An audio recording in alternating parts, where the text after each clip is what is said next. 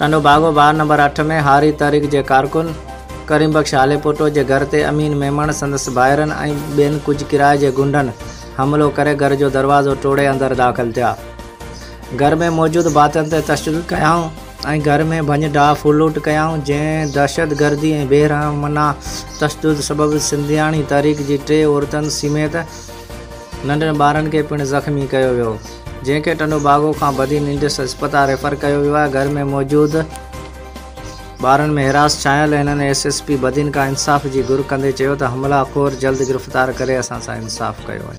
अची हमलो कयो ऐं मुंहिंजे पेर खे ॾाढा धक हया, कुल्हे वरी उते मुकूं हयूं ऐं मुंहिंजे पेर खे मारण जी कोशिशि कयूं ऐं मुंहिंजी नानी खे सरोटा उछले हयूं, जॾहिं जे भाउ खे ॾाढा धक लॻा ऐं असांखे माना केॾी महिल बि ख़तरो थी सघे थो ऐं असां धमकी ॾिनी आहे त सांझी जो असीं हमलो कंदासीं, महिरबानी करे असांजी मदद करियो।